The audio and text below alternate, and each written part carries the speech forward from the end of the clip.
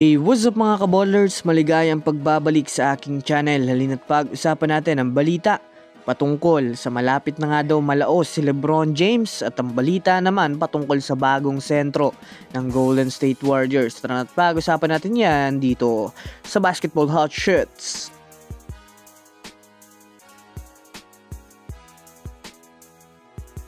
Una nga muna tayong dumako mga kaballers sa balita patungkol sa maaari na nga daw malaos si LeBron James.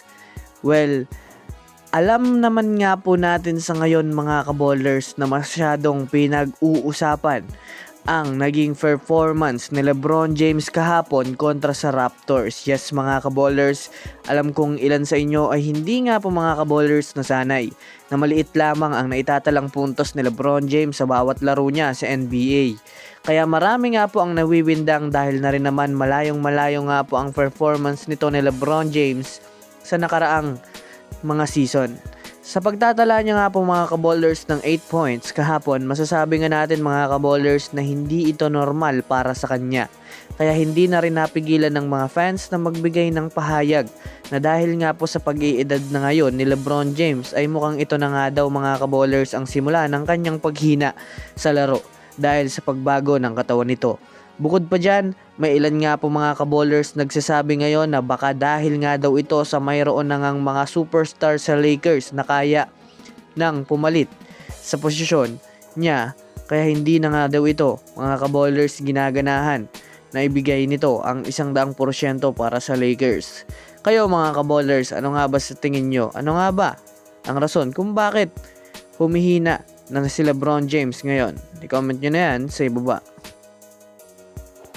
Samantala, pumunta naman tayo mga kaballers sa balita patungkol sa may bagong big man nga daw ang Warriors ngayon.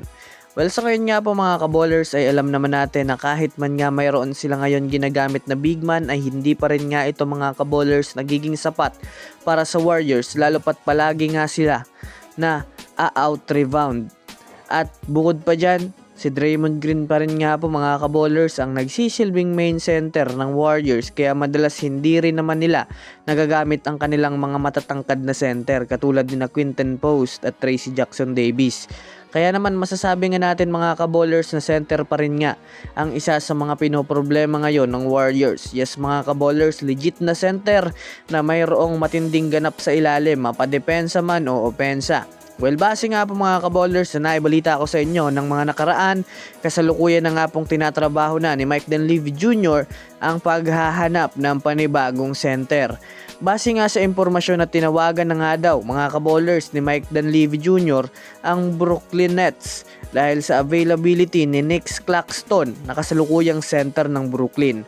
Well, si Claxton nga po mga kaballers ay bata pa na mayroong aggressive na laruan pagdating sa mga transitions na kung titignan nga natin ng mabuti, bagay na bagay nga po ito mga kaballers sa mga pick and rolls ng Golden State Warriors. So yun lamang mga kaballers, yun lang na muna ang ating pag-uusapan sa ngayon. Pindutin na ang subscribe and hit nyo na rin ang notification bell para sa mga susunod na updates sa mundo ng basketball. Again, this is Basketball Hot Shots. Thanks for watching.